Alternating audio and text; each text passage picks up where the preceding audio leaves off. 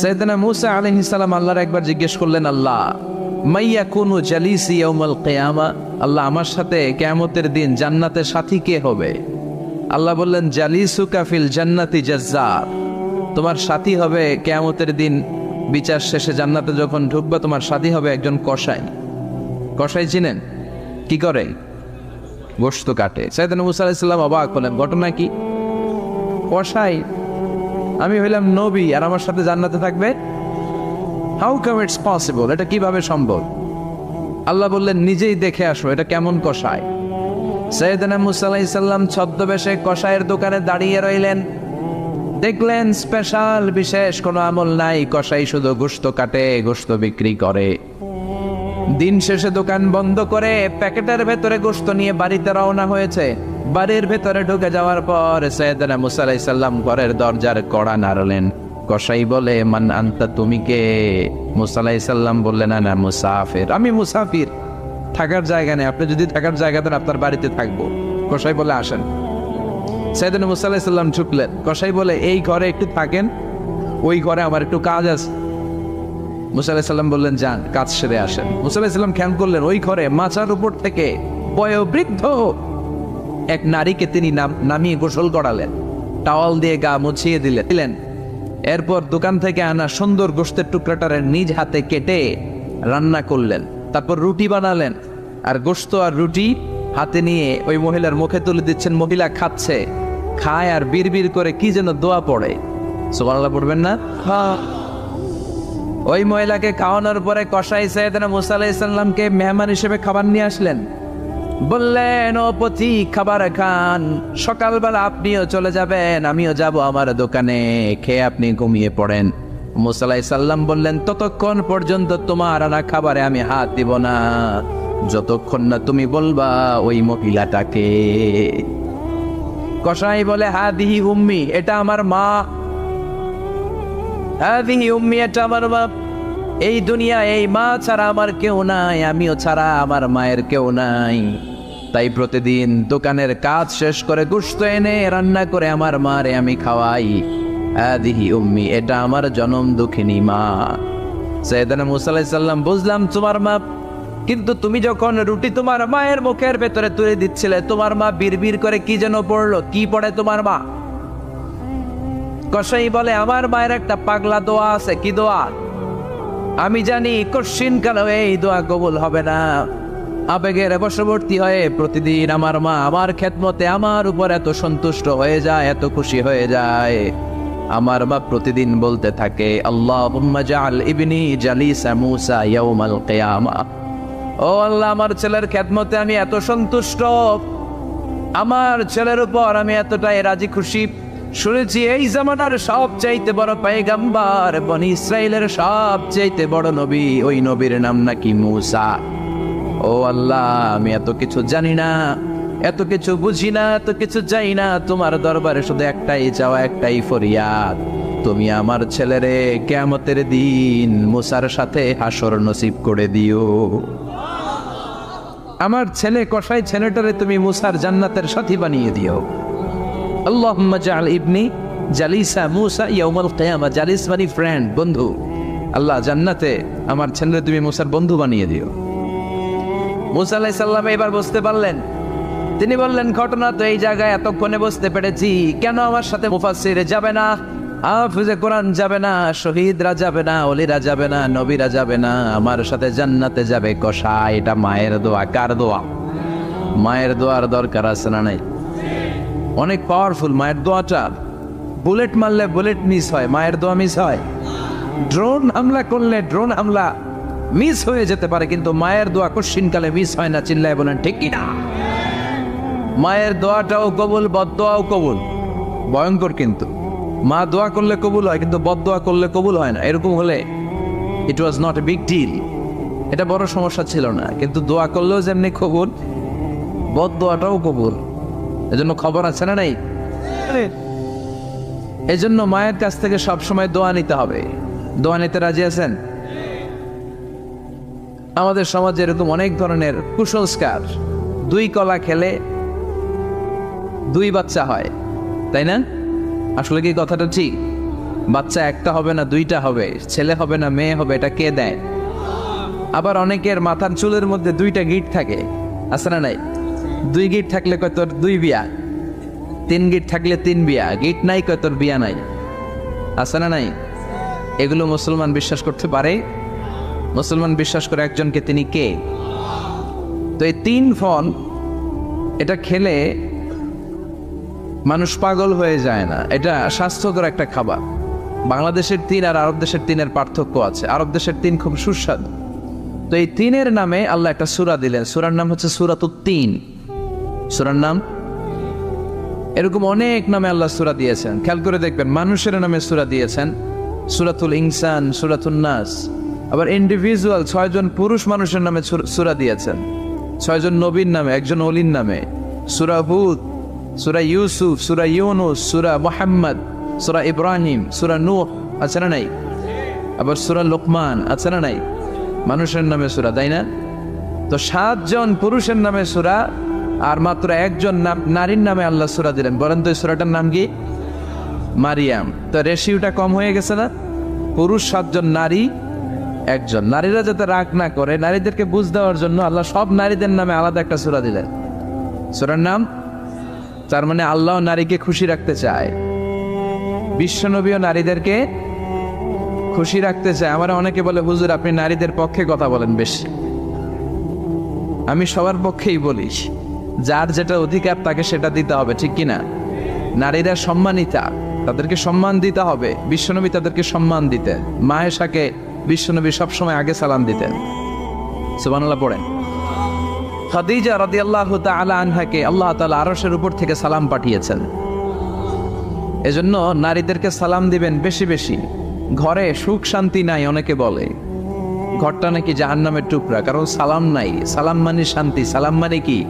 সালাম সালাম হাজার সালাম সকল শহীদ স্মরণে, আমার হৃদয়ে রেখে যেতে চাই তাদের স্মৃতির চরণে। পড়েন আমিন। সালাম মানি, চিল্লায় বলেন। জান্নাতীরা যখন জান্নাতে ঢুকবে, ফেরেশতারা জান্নাতীদেরকে কি বলবে? সালাম, শান্তি। Enter the paradise with peace and security. শান্তি এবং নিরাপত্তার সাথে জান্নাতে ঢুকে যান। এজন্য ঘরটারে শান্তিময় বানাতে চাইলে সালাম দিতে হবে। কি দিতে হবে? আজ থেকে স্ত্রীকে সালাম দিবেন তো ইনশাল্লাহ। পড়েন। আমার মাইকের আওয়াজ যদি বোনদের কানে যায়, মাদের কানে যায়, আপনাদেরও বলি, আপনারাও আগে আগে সালাম দিবেন। এই দৃশ্য বাচ্চারা দেখলে বাচ্চারাও সালাম শিখবে, ঠিক কিনা? মা খাদিজার ব্যাপারে আল্লাহ বলেছেন, জিব্রাইল তুমি যে খাদিজারে আমার পক্ষ থেকে সালাম দিয়ে দাও, আর খাদিজারে বলে দাও জান্নাতে খাদিজার জন্য এমন ঘর আমি প্রিপেয়ার করে রেখেছি যেই ঘরের ভিতরে কোনো নয়েজ নাই, কোনো আওয়াজ নাই, কোনো ডিস্টার্ব নাই, আছে শান্তি। সুবহানাল্লাহ। কারণ বিশ্বনবীর জন্য খাদিজা নিজের ঘরটার এরকম নয়েজহীন, কোলাহল মুক্ত, শান্তিময় করে রেখেছিলেন। বিশ্বনবী কোলাহলপূর্ণ দাওয়াতি কাজ শেষ করে যখন ঘরে যেতেন, কলিজাটা ঠান্ডা হয়ে যেত। বিশ্বনবীর জন্য এমন একটা ঘর রেখেছিলেন মা খাদিজা, ওই ঘরে বিশ্বনবী যখন প্রবেশ করতেন, বাইরে যত মারপিট হয়েছে, মারামারি হয়েছে, কাফেরদের যত অত্যাচার সহ্য করেছে, ঘরে ঢোকার সাথে সাথে নবী সব ভুলে যেতে। এত মায়া, শান্তি, প্রশান্তির ঘর খাদিজা বানিয়েছিল। এজন্য আল্লাহ বলেছে, জিব্রাইল খাদিজারে বলো, খাদিজার জন্য এমন জান্নাত আমি রেখেছি যে জান্নাতে কোনো সাউন্ড নাই, আওয়াজ নাই, ডিস্টার্ব নাই, কোলাহল নাই, কোনো নয়েজ নাই। চিল্লায় পড়েন আল্লাহু আকবার। এজন্য মায়েরা খাদিজার জীবনী থেকে শিক্ষা, স্বামীর জন্য ঘরটারে প্রশান্তিপূর্ণ করে রাখবেন। প্রশান্তির একটা জায়গা যেন হয়। কানের কাছে এসে বেশি বেশি জ্ঞান জ্ঞান করেন না। ঘরে ঢুকলেই চাল নাই, ডাল নাই, এটা লাগবে, ওইটা লাগবে, ছেলের ওইটা লাগবে। আস্তে আস্তে অনেক স্বামী হার্ট অ্যাটাক করে স্ত্রীর কারণে, জানেন ঠিক কিনা? ভাই কয় ঠিক, সবাই ভুক্তভোগী। কমন পড়ে গেছে। দুই পক্ষরেই বললাম, স্বামীরাও সালাম দিবেন, স্ত্রীরাও দিবেন। সালাম মানে শান্তি। তো ঘরটারে শান্তি দিয়ে ভরে দিবে কে? আর একে অপরের প্রতি শ্রদ্ধাবোধ রাখবেন। তো নারীদেরকে খুশি করার জন্য আল্লাহ সূরা দিলেন, সূরাতুন নিসা। প্রাণীদের নামে অনেক সূরা আছে, সূরাতুল বাকারা আছে না নাই? বাকারা মানে কি? গাভী। গাভীর দুধ খাবেন। বিষ্ণু বলেছেন, গরুর গোশত খেয়েও কম, দুধ খেয়েও বেশি। আলাইকুম বিআলবানিল বাকার, তোমাদের উচিত গরুর দুধ খাওয়া, ফাইন্নাহা তুরাম্মু মিনাল আশজার, কেননা গরুর দুধ এটা হচ্ছে সবুজ ঘাস আর পাতার নির্যাস। ফি লাবানিহা শিফা, গরুর দুধে আছে শিফা, ও ফি লুহুমিহা দা, গরুর গোশতে আছে রোগ। গোশতে আছে কি? গরুর গোশত খাইলে রোগ বাড়ে না? অনেক ডাক্তার আছে এরা সিরিয়াল নেয় না, যারা গরুর গোশত খায় বেশি, বলে লাল মাংস যারা খাবে এরা যেন আমার সিরিয়াল না দেয়, আছে না নাই? বিশ্বনবীর খাবারের তালিকায় দুধ ছিল। বিশ্বনবী বলতেন বেশি বেশি দুধ খেও, এবং বিশ্বনবী বলেছেন মায়েরা যেন তাদের বাচ্চাদেরকে দুধ খাওয়ায়। মায়ের বুকে প্রথম যে দুধটা আসে এটাকে বলে শাল দুধ, এটা বাচ্চার জীবনের প্রথম প্রাকৃতিক টিকা।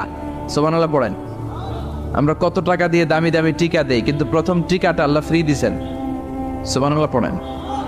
বাকারার নামে সূরা দিলেন, আনকাবুত মাকড়সার নামে সূরা দিলেন, নাহাল মৌমাছির নামে সূরা, নামাল পিঁপড়ার নামে সূরা। সুবহানাল্লাহ পড়েন।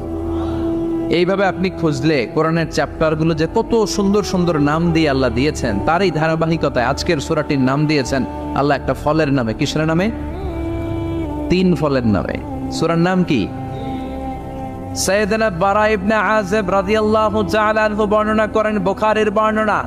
তিনি বলেন সামি'তু রাসূলুল্লাহ ইয়াকরাউ সূরাতাত তিন ফি সালাতিল ইশা, আমি বারা ইবনে আযিব রাদিয়াল্লাহু তাআলা আনহু এশার নামাজে বিশ্বনবীকে সূরাতুত তিন তেলাওয়াত করতে শুনেছি। কোন নামাজে? কোন সূরা পড়তেন? কোন নামাজে? কোন সূরা? মনে থাকবে?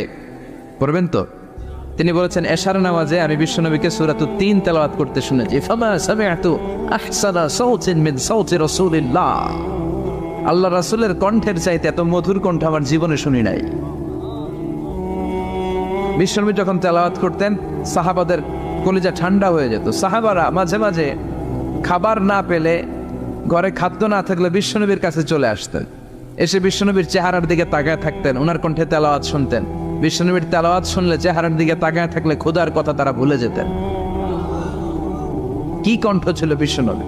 অনেকে বলে সাইয়েদনা দাউদ আলাইহিস সালামের কণ্ঠ ছিল অনেক চমৎকার, এটা ঠিক, কিন্তু বিশ্বনবীর চাইতে বেশি সুন্দর না। আকাবা উপসাগরের তীরে বসে সাইয়েদনা দাউদ যখন তেলাওয়াত করতেন, সাগরের মাছগুলো সাগর ছেড়ে ডাঙায় চলে আসতো, বনের পশু বন ছেড়ে বাইরে আসতো, আকাশের পাখি আকাশ ছেড়ে দিয়ে নিচে নেমে আসতো, কিন্তু বিশ্বনবীর কণ্ঠটা এর চেয়ে বেশি সুন্দর ছিল। সুবহানাল্লাহ পড়েন।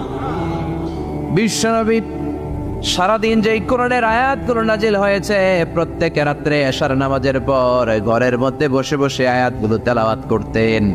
আর মক্কার আবু জাহেল, উতবা, সাইবা, ওয়ালিদ ইবনে মুগীরা সবাই লুকিয়ে লুকিয়ে তেলাওয়াত শোনার জন্য বাড়ির চিপায় চলে আসতো। আবু জাহেল, উতবা, সাইবা এটা কি বিশ্বনবীর পক্ষের লোক না বিপক্ষের? বিপক্ষের লোক হয়েও নবীর কণ্ঠের তেলাওয়াত শোনার জন্য পাগল। তাইলে কণ্ঠটা কি নরমাল কণ্ঠ ছিল? যেন তেন কণ্ঠ ছিল? আবু জাহেল ছিল মক্কা শহরের প্রেসিডেন্ট, সে ঘোষণা দিয়ে দিত কেউ মুহাম্মাদের কণ্ঠের তেলাওয়াত শুনবা না, শুনতে যেতে পারবা না, সবাইকে নিষেধ করে রাত্রিবেলা চোরের মতো নিজেই যাইতো। সুবহানাল্লাহ পড়েন। হজের মৌসুমে আবু জাহেল ঘোষণা দিয়ে দিল খবরদার, মক্কায় ঢুকার যতগুলো গেট আছে সবগুলো গেটে তোরা দাঁড়ায় থাকবি, হাজিদেরকে বলবি মক্কায় নতুন একটা পাগল এসেছে, তার কথা যারা শুনে তারাও পাগল হয়ে যায়। নাউজুবিল্লাহ পড়েন। তার কর্মী বাহিনী হজের মৌসুমে বিভিন্ন গেটে পাঠায় দিল, মক্কায় ঢুকার হাজিদের যত গেট, বিভিন্ন দেশ থেকে হাজিরা আসবে, কর্মীদেরকে বলে দিল তোরা বলবি এই এলাকায় নতুন এক পাগলের আমদানি হয়েছে, নাম মুহাম্মদ। পড়েন নাউযুবিল্লাহ। যারাই এই মুহাম্মাদের কণ্ঠের তেলাওয়াত শুনে তারাও পাগল হয়ে যায়।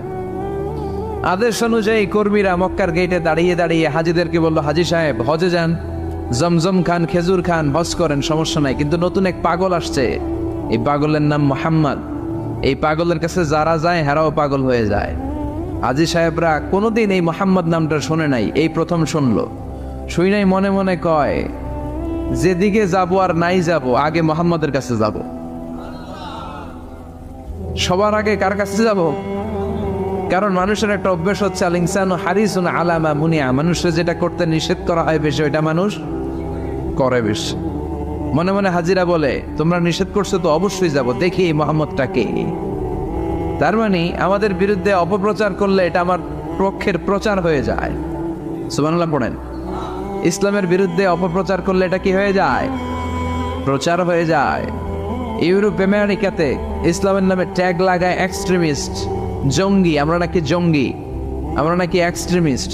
তো যারা সিভিলিয়ান আছে, খ্রিস্টিয়ান সিভিলিয়ান, ইউরোপ আমেরিকার সাধারণ জনগণ, তারা ভাবে ঘটনা নাকি মুসলমানদের বিরুদ্ধে এত কথা কেন? যারা ইসলাম নিয়ে গুগলে সার্চ করে, বিভিন্ন বই পড়ে, কোরআনের ইংলিশ ট্রান্সলেশন পড়ে। আগে তারা ইসলাম সম্পর্কে জানতো না, কিন্তু সবাই যখন বলা শুরু করছে জঙ্গি জঙ্গি জঙ্গি, ইসলাম মানে জঙ্গি, তখন তারা ইসলাম সম্পর্কে পড়তে শুরু করে দিয়েছে। পড়তে পড়তে ইসলামের সুন্দর বাণীগুলো পড়ে ওদের হৃদয় ঠান্ডা হয়ে যায়। যাদের নসিব ভালো, অনেকে কালিমা পড়ে মুসলমান হয়ে যায়। ইউরোপ আমেরিকাতে মুসলমানের সংখ্যা দিন দিন বাড়ছে।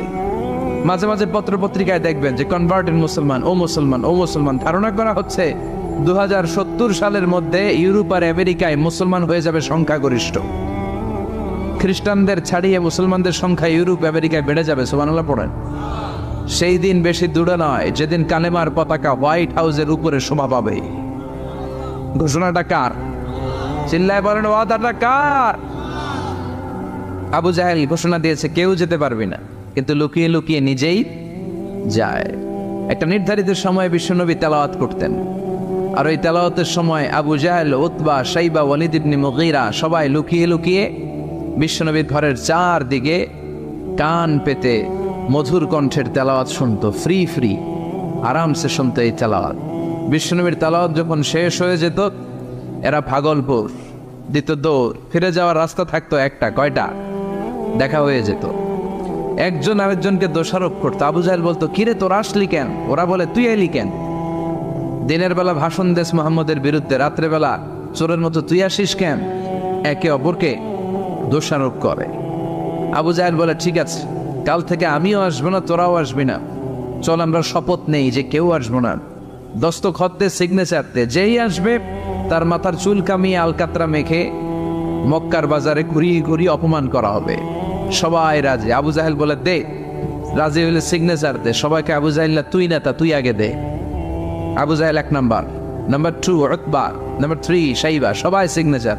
কালকে কেউ যাবে না, কেউ যাবে না। দিন গড়িয়ে রাত আসে। বিশ্বনবীর যখন তেলাওয়াত করার টাইম, ওই টাইমে আবু জাহেলের তেলাওয়াত শোনার প্যারা উঠছে। যারা সিরিয়াল দেখে, সিরিয়াল দেখার প্যারা আছে না একটা? 9টায় সিরিয়াল শুরু হবে, 8:30 থেকে প্যারা ওঠে। কথা কন, আমার সিরিয়াল শেষ হয়ে গেল, সব কাজ বাদ দে, তাড়াতাড়ি টিভির সামনে বস, আছে না নাই? আবু জাহেলেরও প্যারা উঠছে, তেলাওয়াত শোনার প্যারা। টসিং অ্যান্ড টার্নিং, বিছানায় এপাশ ওপাশ করে, আর মনে মনে ভাবে, হায় রে, আর তো সময় নাই, এই তো শুরু হয়ে যাবে একটু পরে মোহাম্মদের তেলাওয়াত, না গেলে তো বড্ড মিস হয়ে যাবে। যাই আজকে যেরকম দস্তখত নিছি আর ধমক দিছি, কেউ যাবে না, আমি নিশ্চিত কেউ যাবে না, আমি একটু যাই। উতবা, শাইবা, ওয়ালিদ ইবনে মুগীরা প্রত্যেকেই প্রত্যেকের ঘর থেকে এই একই কথা ভাবছে যে আজকে তো যেই থ্রেড দিছে আবু জাহেল, আজকে কেউ যাবে না, আমি একটু যাই। সুবহানাল্লাহ পড়ো। আজকেও সবগুলো যে হাজির। বিশ্বনবী মন্ত্রমুগ্ধ করা সুরের ঝংকার তুলে তেলাওয়াত করছেন, আর সবগুলো মন্ত্রে মুগ্ধের মতো তেলাওয়াত শুনছে। বিশ্বনবীর তেলাওয়াত শেষ, সব দিছে দৌড়। ফিরে যাওয়ার রাস্তা কয়টা? আজকেও দেখা। আবু জাহেল কয়, কিরে তোরা আইলি কেন? সবাইকে আবু জাহেল, তুই আইলি কেন? একে অপরকে দোষারোপ করে। এই ঘটনাটা শোনানোর উদ্দেশ্য হচ্ছে বিশ্বনবীর কণ্ঠটা যেন তেন কোনো কণ্ঠ ছিল না, এই কণ্ঠে সুরের ঝংকার ছিল, ঠিক কিনা? এই জন্য সাইয়েদনা বারা ইবনে আযিব রাদিয়াল্লাহু তাআলা আনহু বুখারীর বর্ণনায় বললেন, ফামা সামি'তু আহসানা সাওতান মিন সাওতি রাসূলিল্লাহ, বিশ্বনবীর কণ্ঠের চাইতে এরকম সুরেলা কণ্ঠ আমার জীবনেও আমি শুনি নাই। আর বিশ্বনবীকে এই সূরাটা কোন নামাজে পড়তে শুনছে? পড়বেন তো আপনারা? আল্লাহ তৌফিক দান করো। এই সূরাটা আল্লাহ কসম দিয়ে শুরু করছে। কি দিয়ে? 3 ফলের কসম দিয়ে। মনে রাখবেন, মান কানা ইয়াহলিফ ফালইয়াহলিফ বিল্লাহ, যার কোনো কারণে কসম কাটতেই হয় সেজন্য আল্লাহর নামে কসম কাটে, আউলিয়াসমু, তার না হলে যেন চুপ থাকে। আল্লাহ ছাড়া কারো নামে কসম কাটা যাবে? কিন্তু আমাদের দেশে অনেক কিছুর নামে কসম আছে না নেই? আমরা কোরআন শরীফের নামে কসম কাটি, অনেক সময় কাবার নামে কসম কাটি, মায়ের বুকের দুধের কসম, বিদ্যার কসম কাটি না? কাটা যাবে? শিকারপুরের লোকেরা আর কি কি জিনিসের কসম কাটেন বলেন? হ্যাঁ, মায়ের কসম না, মায়ের কসম কাটা যাবে না। আর কি কি জিনিসের কসম কাটেন বলেন? আল্লাহর কসম কাটা যাবে। আর মাজারের কসম খাইস না, মাজারের কসম কাটা যাবে। আর কিসের কসম কাটে এই দেশে? বইয়ের কসম না, বইয়ের কসম কাটা যাবে না। আর আছে? হ্যাঁ, আল্লাহ ছাড়া কারো নামে কসম কাটা যাবে, কিন্তু আল্লাহ চাইলে সবকিছুর নামে কসম কাটতে পারেন। চিল্লাই কর সুবহানাল্লাহ। সে আল্লাহ বললেন ওয়াত্তিনি ওয়াজ্জাইতুনি ওয়াতুরি সিনিন ওয়া হাযাল বালাদিল আমিন। তিনের কসম। কিসের কসম? তিন ফুলের কসম। এজন্য আল্লাহ বলেছেন ওয়াত্তিন। চিল্লায় বলেন, কি পড়েছেন? সম্মানিত ভাইয়েরা খেয়াল রাখবেন, কসম যখনই আল্লাহ কেটেছেন তখনই আল্লাহ ওয়াও ব্যবহার করেছেন। এটাকে বলে, এই যে এটা কিন্তু তাফসীরের আসল কথা, মনে রাখেন, ওয়াও আল কাসামিয়া, এটার বলে কসম কাটার ওয়াও। যত জায়গায় আল্লাহ কসম কেটেছেন তত জায়গায় আল্লাহ কি ব্যবহার করেছেন? চিল্লায় বলেন। আমরা অবাক হয়ে গেলে আমরা পড়ি ওয়াও, এই ওয়াও না, আমরা ওয়াও বলি না? অবাক করা জিনিস দেখলে কি বলে ছেলে পেলে? ওয়াও, এই ওয়াও নয়। এই স্টেজে রিং আসছে, মোবাইলে রিং আসলে ঝামেলা হবে। তো যত জায়গায় কসম তত জায়গায় ওয়াও। সবাই বলেন, যত জায়গায় কসম তত জায়গায়। যেমন আল্লাহ কোরআনে যুগের শপথ করেছেন, সময়ের কসম করেছেন। আল্লাহ বলেছেন ওয়াল আসর। কি বলেছেন? ওয়াও আছে না নাই? আল্লাহ পাহাড়ের কসম করেছেন, আল্লাহ বলেছেন ওয়াত্তুর। আল্লাহ ফজরের কসম করেছেন, আল্লাহ বলেছেন ওয়াল ফাজার। জিলহজের প্রথম 10 রাতের কসম করেছেন, তিনি বলেছেন ওয়ালায়ালিন আশর। জোর আর বেজোরের কসম করেছেন, তিনি কি বলেছেন? ওয়াশফাঈ ওয়াল ওয়াতর। তারই ধারাবাহিকতা এখানে তিনি 3 ফলের কসম কেটেছেন, আর তিনি বলেছেন ওয়াত্তিন। চিল্লায় বলেন, তিনি কি বলেছেন? মানে 3-এর কসম। কিসের কসম? 3 ফল। ডুমুর ফলের কসম কেটেছেন, কারণ এই ফলের অনেক উপকারিতা আছে। এটা আরব বিশ্বে আরবদের কাছে খুবই গুরুত্বপূর্ণ সুস্বাদু একটা ফল। কালো ডুমুর হয়, সাদা ডুমুর হয়। এই ডুমুর ফল খেলে ডায়াবেটিক্স রোগীদের অনেক উপকার হয়। ডায়াবেটিক্স আমাদের জাতীয় রোগ না? ডায়াবেটিক্স আছে কার কার? অনেকের আছে না? এই ডায়াবেটিক্স আল্লাহ ভালো করে দিবে। কি খাবেন? ডুমুর ফল খাবেন। অনেক নারীদের ইররেগুলার মেনস্ট্রুয়েশনাল পিরিয়ড হয়, অনিয়মিত অনিয়ন্ত্রিত মাসিক। এই ডুমুর ফলের সেদ্ধ করা পানি যদি খায়, তাদের মাসিক নিয়মিত হয়ে যাবে। এটার মধ্যে অনেক স্ট্রেংথ এন্ড স্ট্যামিনা আছে। আর এই ফলটা জান্নাতি ফল। কি ফল? এটা জান্নাতি ফল। এই 3 গাছটা জান্নাতের গাছ। সাইয়েদনা আদম আলাইহিস সালামকে আল্লাহ বললেন ওয়ালা তাকরাবা হাযিহিশ শাজারাতা ফাতাকুনা মিনাজ যালিমিন। ও আদম, তুমি আর হাওয়া মিলে জান্নাতে ঘুরো, জান্নাতে খাওয়া দাওয়া করো, যা মনে চাই করো, কিন্তু একটা নিষিদ্ধ গাছ আছে, ওই গাছের কাছে যাওয়া যাবে না। কার কথা? সব খাও, সব করো, কিন্তু নিষিদ্ধ গাছের কাছে যাওয়া যাবে না। আদম আলাইহিস সালাম শয়তানের ওয়াসওয়াসায় পড়ে ওই গাছের ফলই খেয়ে ফেললেন। ওয়ালাকাদ আহিদনা ইলা আদম মিন ক্বাবলু ফানাসিয়া ওয়া লাম নাজিদ লাহু আজমা। আমি আদমকে স্পেশাল একটা অর্ডার করেছি, ওই অর্ডার আদম রক্ষা করতে পারে নাই। পারবে কেমন? আদম তো ভুলে গেছে। আদম আলাইহিস সালাম কি করছে? ভুলে গেছে। ভুল করে তিনি খেয়ে ফেললেন। শয়তানের ওয়াসওয়াসায় পড়ে শুধু আদমই খান নাই, হাওয়াও খেলেন আলাইহিমাস সালাম। খাওয়ার সাথে সাথে ওনাদের জান্নাতের পোশাকগুলো গলতে আরম্ভ করলো, নেকেড হতে শুরু করলেন। আদম আর হাওয়া দুইজনই কি হতে শুরু করলেন? উলঙ্গ হতে শুরু করলেন। গায়ের মধ্যে আর জামা নাই। সম্মানিত ভাইয়েরা, এখানে শিক্ষণীয় যে বিষয়টা সেটা হচ্ছে শয়তানের কাজ, শয়তানের মিশন জান্নাতেও যেটা ছিল দুনিয়াতেও এইটা। শয়তানের মিশন হচ্ছে আদম জাত, বনি আদমের দেহ থেকে কেমন করে কাপড় খোলা যায়, নারীদেরকে কেমন করে উলঙ্গ করা যায়। জান্নাতে যেমনি আদম আর হাওয়া আলাইহিস সালামের কাপড় শয়তান খুলেছে, দুনিয়াতেও শয়তান আমাদেরকে অশ্লীল বানাতে চায়। চিল্লায় বলেন ঠিক কিনা? এজন্য আমার মায়ের, আমার বোনেরা, যাদের কানে আমার মাইকের আওয়াজ যায়, খবরদার, শয়তানের এই ওয়াসওয়াসায় ফাঁদে পা দেয়া যাবে না। শয়তান চেয়েছে জান্নাতে কেমন করে মা হাওয়ার কাপড় খুলে ফেলা যায়, দুনিয়াতেও শয়তান চায় কেমন করে আপনাদেরকে নেকেড বানানো যায়, ঠিক কিনা? বাংলাদেশে নারীদের কাপড় এখন দেহের মধ্যে বাড়ছে নাকি কমছে? আছি আমরা এখন জামানায়, লাজ শরম গেছে হারায়, ঠিক কিনা? পাতলা শাড়ির বাহার, পাখি ড্রেস, লেহেঙ্গা পোশাক দেখে নারীর লাজে মরে যাই, হায় হায়। আছি আমরা এখন জামানায়, লাজ শরম গেছে হারায়, ঠিক কিনা? পোশাক আশাক নারীদের খাটো হতে শুরু করেছে, এটা শয়তানের মিশন। এজন্য মায়েরা, বোনেরা, খবরদার, পোশাককে ছোট করবেন না, খাটো করবেন না। হেজাব পরবেন, এই হেজাবকে ফরজ করেছে কে? এই হেজাব আপনার অধিকার, আপনার অধিকার আপনি বুঝে নেন। হেজাব আপনার অহংকার, এই হেজাব হচ্ছে আপনার আভিজাত্যের প্রতীক। চিল্লায় বলেন ঠিক কিনা? নারী অধিকারের যারা কথা বলে, নারী আন্দোলনের কথা যারা বলে, তাদের কথায় কান দিবেন না। এরা বক্তব্যের মঞ্চে ওঠে, নারীর অধিকারের কথা বলে, কিন্তু তাদের ঘরেই নারীরা বেশি নির্যাতিতা, তাদের ঘরের কাজের মেয়েগুলাই বেশি নির্যাতিতা। চিল্লায় এখন ঠিক কিনা? তারাই লোহা গরম করে কাজের মেয়েগুলোর পিঠে ছ্যাঁক দেয়, তারাই সুযোগ পেলে ধর্ষণে সেঞ্চুরি করতে দ্বিধাবোধ করে না। চিল্লায় এখন ঠিক কিনা? শয়তানের মিশন। জান্নাতে ছিল যেটা, দুনিয়াতেও এটা। পোশাক কি করে আলাদা করা যায়? এই জন্য হেজাব যেন আমরা ভুলে না যাই। হেজাব আপনার আভিজাত্যের প্রতীক, আপনার সৌন্দর্য, আপনার সম্ভ্রম, আপনার স্ট্যাটাস তো আপনার হেজাবের মধ্যে শোভা পায়, ঠিক কিনা? কিন্তু দিনকে দিন পোশাক ছোট হতে শুরু করেছে। নতুন নতুন অনেক পোশাক বেরোয় নারীদের। কি পোশাক আছে বলেন তো একটা? হ্যাঁ, পাখি। আর কি আছে?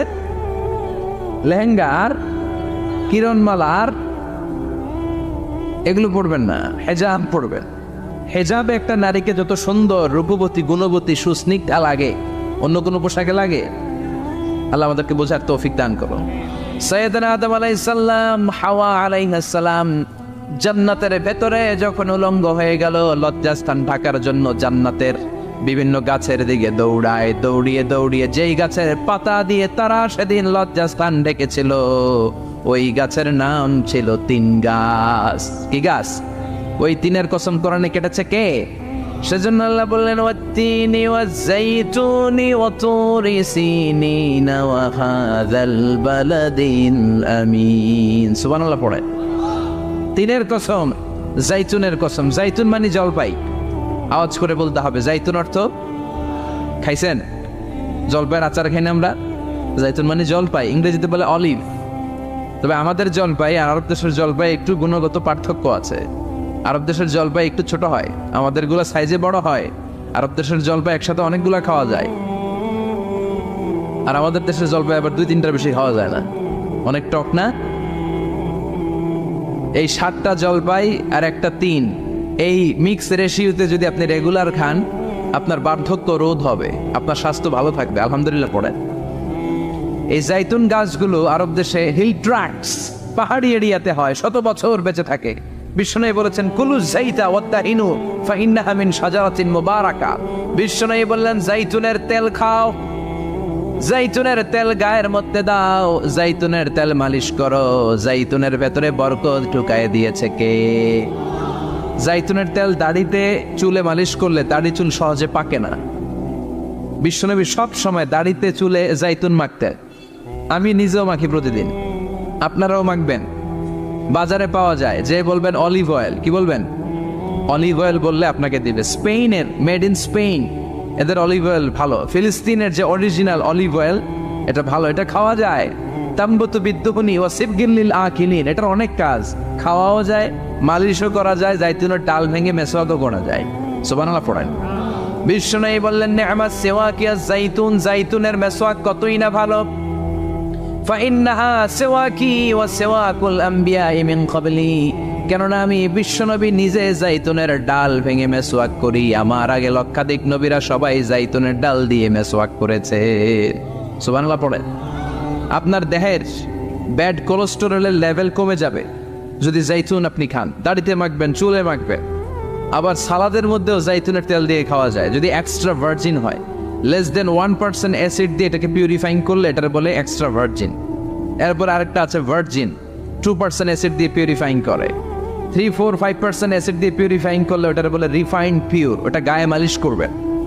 বরকত আছে না নাই? এজন্য এই দুইটার কসম কোরআনে কেটেছে কে? এরপরে রব্বুল আলামিন বলেন ওয়া তুরি সিনিন,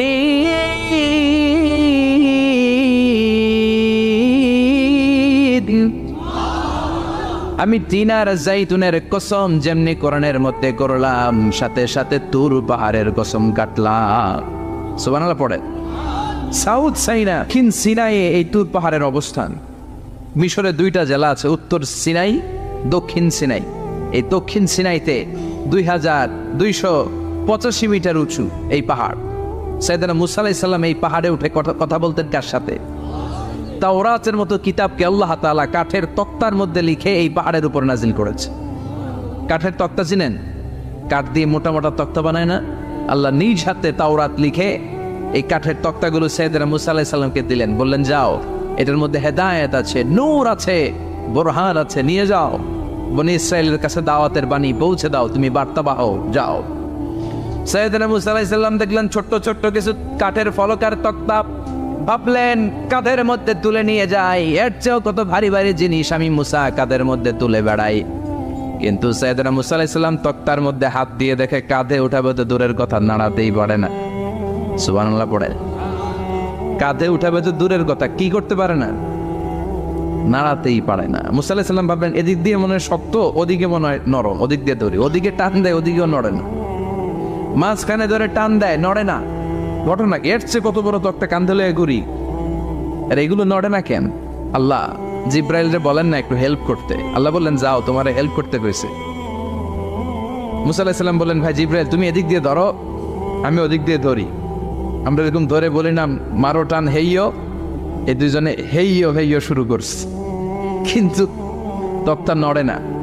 মুসা আলাইহিস সালাম বললেন চলো পজিশন চেঞ্জ করি, তুমি এদিকে আমি ওদিকে, মারো টান আরো জোরে, কিন্তু তক্তা নড়ে না। মুসা আলাইহিস সালাম বললেন আল্লাহ জিব্রাইলের যে সঙ্গী ফেরেশতা 11 বলো না একটু হেল্প করতে। আল্লাহ বলে যাও হেল্প করে আস। এবার সবাই মিলে মারো টান আরো জোরে, গায়ে যত জোর আছে। মুসা আলাইহিস সালাম তক্তা ধরে টান দিলেন, টানের চোটে প্রত্যেকটা লোমকূপ দিয়ে ঘাম বেরোতে শুরু করে, এক একটা টানে কোমরের রক ছিঁড়ে যাওয়ার অবস্থা, কিন্তু তক্তা নড়ে। আল্লাহ ডেকে বললেন মুসা রক ছিঁড়ার দরকার নাই, আর ঘেমে অস্থির আর ঘর্মাক্ত হওয়ার দরকার নাই। আসলে তক্তার এত ওজন না, কিন্তু তক্তার মধ্যে যেই বাণীগুলো আছে বাণীগুলো কার? এটা আমার বাণী রে মুসা, এগুলো আমার কথা, এগুলো আমার দেওয়া কিতাব, এগুলো সাধারণ দুনিয়ার বাণী নয়, সাধারণ কথা নয়। এই জিনিসটা বোঝাবার জন্য তক্তার ওজন আমি বাড়িয়ে দিয়েছি। এবার ফেরেশতার সাহায্যের দরকার নাই, নিজেই টান দাও, দেখবা উঠাতে পারবা। সাইয়েদনা মুসা আলাইহিস সালাম এখন দেখে টান দিয়ে কাঁধে নেওয়া যায়। সুবহানাল্লাহ পড়েন। এই যে তুর পাহাড় তিনি মুসা আলাইহিস সালামকে দিয়েছিলেন, যেই পাহাড়ের উপরে, পাহাড়টার নাম তাওরাত কিতাব যে তিনি দিয়েছিলেন, যে পাহাড়ের উপরে, ওই পাহাড়টার নাম কি? তুর পাহাড়। বিশ্বনবী মেরাজে যখন গিয়েছিলেন, সাইয়েদনা জিব্রাইল এই তুর পাহাড়ে বিশ্বনবীকে নামিয়ে বললেন অন্ধকার, ইয়া রাসূলুল্লাহ উদউল্লাহ, আল্লাহর কাছে দোয়া করেন। বিশ্বনবী বললেন জিব্রাইল দোয়া করলাম, কিন্তু কোন জায়গায় কোন পাহাড়ের উপরে আমার নামালাম? আমি তো এলাকা চিনি না, পাহাড় চিনি না, কোন পাহাড় এটা? সাইয়েদনা জিব্রাইল বললেন নবী হাদিহি জাবাল মুসা তুর সাইনা, এটা আপনার ভাই মুসার পাহাড়, তুর পাহাড়। সুবহানাল্লাহ। এটার চূড়ায় বিশ্বনবী দোয়া করেছেন। এবং ইয়াজুজ মাজুজের আক্রমণ থেকে বাঁচার জন্য ঈসা আলাইহিস সালাম কিয়ামতের আগে সব মুমিন বান্দাদেরকে নিয়ে তুর পাহাড়ের উপরে উঠবে। সুবহানাল্লাহ পড়ে। আমি নিজেই তুর পাহাড়ের উপরে উঠছি 2 বার জীবনে। আমি মিশরে ছিলাম তো, ওখানে আমি শিক্ষা সফরে 2 বার আমরা প্রায় তুরে সাইনাতে সফর করতাম। ঠান্ডা একটা এলাকা, মিশরে পুরো মিশরে গরম, ওদিকে ঠান্ডা। 3 ধর্মের লোকদের জন্য এটা একটা তীর্থস্থান, সবাই যায়, ইহুদিরা যায়, খ্রিস্টানরা যায়, আমরাও যেতাম। মাঝরাতে তুর পাহাড়ে উঠতে হয়, ফজরের সময় পৌঁছতে হয়, আবার 7টা 8টার দিকে ব্যাক করতে হয়। 10টা 11টার পরে সূর্যের তাপে পাথরের পাহাড় এত গরম হয় ওখানে কোনো মানুষ দাঁড়িয়ে থাকতে পারে না। আমরা উঠতেছি কাদের মধ্যে ব্যাগ নিয়ে, খ্রিস্টানরা উঠতেছে, ইহুদিরা উঠতেছে। ওটার উপরে খ্রিস্টানদের একটা চার্চ আছে, গির্জা। ইহুদিদের আছে একটা ছোট্ট সিনাগগ। ইহুদিরা যে জায়গায় নামাজ পড়ে ওটার কি বলে? সিনাগগ। খ্রিস্টানরা যেটাতে নামাজ পড়ে ওটার বলে চার্চ, গির্জা। আর আমরা যেটাতে নামাজ পড়ি মসজিদ। আমাদের একটা মসজিদ আছে ছোট। ফজরের সময় উঠলাম, উঠে তাকিয়ে দেখি সূর্য কিরণে পুরো তুর পাহাড়ের সিলসিলাতুল জিবাল, পাহাড়ের রেঞ্জ ঝিকিমিকি আলোতে সূর্যের কিরণে চমৎকার এক আভা রক্তিম আভা ধারণ করেছে। সবাই মিলে আল্লাহর কাছে দোয়া করলাম, এই তুর পাহাড়ের কসম কেটেছে কে? ইকরাউ সূরাতাল বাকারা, তোমরা বেশি বেশি সূরা বাকারা পড়ো। ফাইন্না তারকাহা হাসারা আখযাহা বারাকা ওয়ালা ইস্তাতিউহা বাতালা। যে সূরা বাকারা বেশি বেশি তেলাওয়াত করবে তার জীবনটারে বরকতময় করে দিবে কে? আর যে সূরা বাকারা ছেড়ে দিবে তার আফসোসের শেষ নাই। আর সূরা বাকারা যারা তেলাওয়াত করবে, জিন ভূত প্রেতনি ব্ল্যাক ম্যাজিক তার কোনো ধরনের ক্ষতি সাধন করতে পারবে। এজন্য বেশি বেশি সূরাতুল বাকারা তেলাওয়াত করবেন। তো আমরা সূরাতুল বাকারার 124 নম্বর আয়াত তেলাওয়াত করেছি। এই আয়াতে আল্লাহ তাআলা সাইয়েদনা ইব্রাহিম আলাইহিস সালামকে কি কি পরীক্ষা নিয়েছিলেন এবং এই পরীক্ষায় উত্তীর্ণ হওয়ার কারণে কি কি পুরস্কার দিয়েছেন সেটা ডিরেক্টলি বর্ণনা করেছেন। চিল্লায় পড়েন আল্লাহু আকবার। রব্বুল আলামিন বলেন, ওয়া ইয বিতালা ইব্রাহিমা রাব্বুহু বিকালিমাতিন ফাআতাম্মাহুন্না ক্বালা ইন্নী জাঈলুকা লিন-নাসি ইমামা। আল্লাহ বললেন, নবী স্মরণ করুন সেই সময়ের কথা যখন আমি আমার খলিল ইব্রাহিমকে পরীক্ষা করেছিলাম অনেকগুলো বিষয়ে, আর প্রতিটা পরীক্ষায় সাইয়েদনা ইব্রাহিম উত্তীর্ণ হয়েছে। প্রতিটি পরীক্ষায় তিনি সাইয়েদনা ইব্রাহিমকে সফল পেয়েছেন। প্রতিটি পরীক্ষায় তিনি সাকসেসফুলি সফলতা অর্জন করেছেন। চিল্লায় পড়েন আল্লাহু আকবার। আল্লাহ বললেন, আর ফলাফল স্বরূপ আমি ঘোষণা দিলাম, ইব্রাহিম তোমার আমি গোটা বিশ্বের নেতা বানায় দিলাম, leader of the all human being on earth. এই পৃথিবীতে যারা আছে সবার নেতা হচ্ছে সাইয়েদনা ইব্রাহিম। সুবহানাল্লাহ পড়েন। নেতৃত্ব, যোগ্যতা, লিডারশিপ এমনি এমনি আসে না। নেতা এমনি হওয়া যায় না। নেতা হতে হলে পরীক্ষায় উত্তীর্ণ হতে হয়। চিল্লায় বলেন ঠিক কিনা? একটার পর একটা পরীক্ষা আল্লাহ তাআলা সাইয়েদনা ইব্রাহিমের কাছ থেকে নিয়েছেন। আগুনের মধ্যে স্বর্ণ পুড়িয়ে যেমনি স্বর্ণকে খাঁটি বানানো হয়, তেমনি পুড়িয়ে পুড়িয়ে আল্লাহ তাআলা সাইয়েদনা ইব্রাহিমকে পরীক্ষা করেছেন। কষ্টি পাথর দিয়ে যাচাই করেছেন। প্রতিটি পরীক্ষায় নিজেকে প্রমাণ করে করে সাইয়েদনা ইব্রাহিম আলাইহিস সালামের এই মর্যাদার আসনে আসীন হতে হয়েছে। চিল্লা এখন ঠিক কি না? আল্লাহ বিশ্ব নবীর সান্ত্বনা দিচ্ছেন, নবী এই যে মাক্কি জীবনে আপনার উপর এত আযাব, এত অত্যাচার, এত পরীক্ষা, এই পরীক্ষাগুলো শুধুমাত্র কেবলমাত্র আপনার উপরই চলছে এমনটা আপনি ভাববেন না। আপনার পিতা সাইয়েদনা ইব্রাহিমের উপরে এই পরীক্ষা ছিল কি ছিল না? সাইয়েদনা ইব্রাহিমের উপরে এই পরীক্ষা ছিল। লোকেরা আপনারে পাগল বলে গালি দেয়, মক্কায় আপনারে পাগল বলে গালি দেয়, আপনারে গণক বলে গালি দেয়, আপনাকে কবি বলে গালি দেয়। একটার পর একটা গালি, একটার পর একটা ট্যাগ আপনার উপর লাগাতে থাকে তারা। এটা সুন্নাতুল্লাহ, এটা আল্লাহর সুন্নাত। পৃথিবীতে যারাই ইসলামের পক্ষে কথা বলবে, ইসলামের বিপক্ষ শক্তিরা তাদেরকে গালমন্দ করবে। চিল্লায় বলেন ঠিক কিনা? বিশ্বনবীকে যেমনি গালমন্দ করতো, এখন ওই গালমন্দ আছে না নাই? তবে গালি দেওয়ার ভার্সন চেঞ্জ হয়েছে। কথা কন। বিশ্বনবীরে বলতো কবি, বিশ্বনবীরে বলতো গণক, বিশ্বনবীকে বলতো পাগল, কিন্তু এখন আম করে ডাক দেয় কাঠমোল্লা বলে। এখন আমাদেরকে গালি দেয় রাজাকার বলে। এখন আমাদেরকে গালি দেয় যুদ্ধাপরাধী বলে। গালি কিন্তু ঠিকই আছে, কিন্তু গালি মিস নাই। আপনি কোরআনের কথা বলবেন আর আপনি গালি শুনবেন না, আপনার পুরো জীবনে কোনো ঝুঁকি আসবে না। সবাই আপনারে হাততালি দিবে আর রেড কার্পেট রিসেপশন দিবে, এটা হবে না। চিল্লায় বলেন ঠিক কি না? মক্কার জমিনে যখন বিশ্বনবী দাওয়াত দিয়েছেন, এমন কোন অত্যাচার নাই যেটা বিশ্বনবীর উপর হয় নাই। বিশ্বনবীকে পিটানো হয়েছে, বিশ্বনবীর গায়ে পাথর মারা হয়েছে। 3 বছর বিশ্বনবী শিয়াবে আবি তালেবের জেলখানায় বন্দী থেকেছে। এজন্য জেল, জরিমানা, অত্যাচার, ফাঁসি এগুলোকে মুমিন থোড়াই কেয়ার করে, চিল্লায় বলেন ঠিক কিনা? মুমিন জানে আল্লাহর দেওয়া ওয়াদা, ওয়ালা তাহিনু ওয়ালা তাহজানু ওয়া আনতুমুল আ'লাউনা ইন কুনতুম মুমিনিন। আল্লাহ বলে ভয় পেও না, never lose hope, never be frustrated. আশাহত হও না, আশা ছেড়ে দিও না, বিজয় তোমাদেরই হবে যদি তোমরা মুমিন হতে পারো। তবে ইমানটা হতে হবে পাকা ইমান, যে ইমান প্রয়োজনে বারুদের মতো জ্বলে ওঠে, চিল্লায় বলেন ঠিক কিনা? যে ইমানে প্রয়োজনে জ্বলে ওঠে না, যে ইমান সত্য ন্যায়ের কথা বলে না, যে ইমানে প্রয়োজনে জ্বলে ওঠে না, যে ইমান সত্য ন্যায়ের কথা বলে না, যে ইমান ময়দানে নাই, যে ইমান বাস্তবে নাই, মুখে শুধু ফাঁকা বলি, কি করে তারে বলো ইমানে বলি, কি করে তারে বলো ইমানে বলি, কি করে তারে বলো ইমানে বলি, ঠিক কি ডাক? যে ইমান দিন কায়েমের আন্দোলনের ধার ধারে না ধারে, যে ইমান লেবাসধারী কোরআন হাদিস তাও পড়ে না,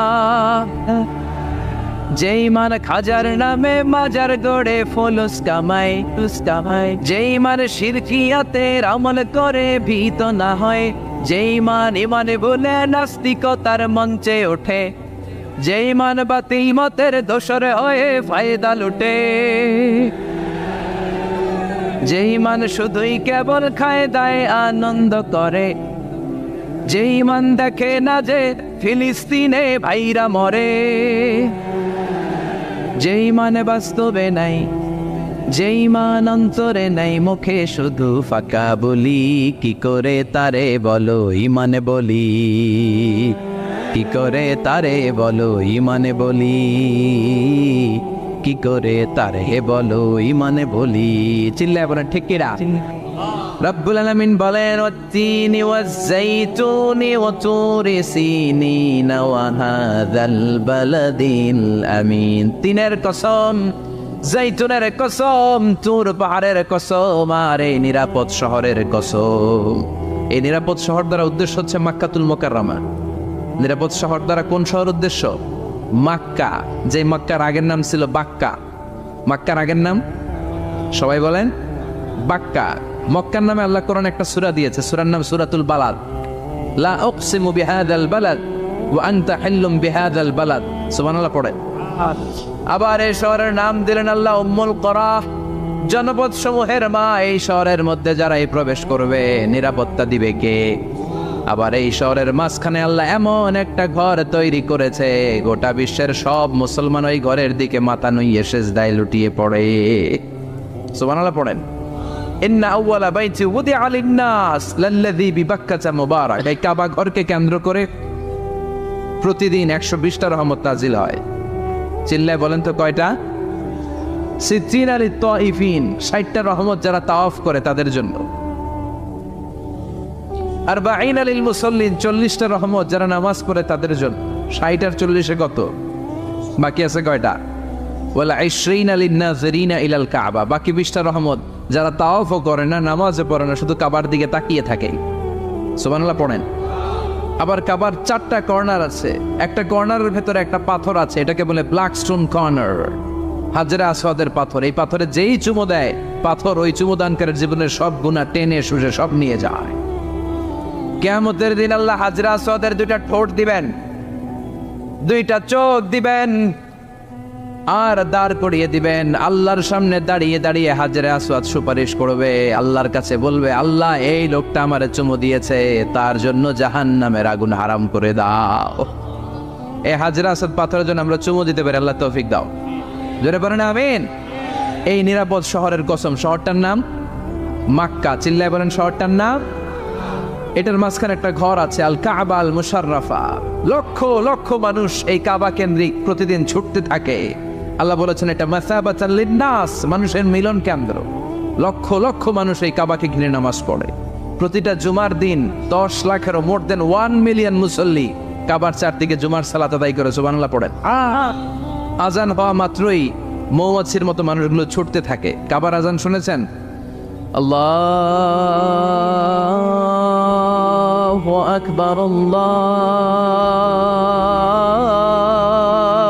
আকবার, আল্লাহু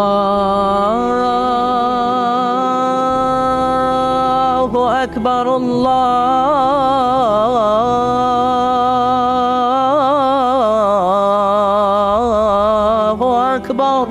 আকবার।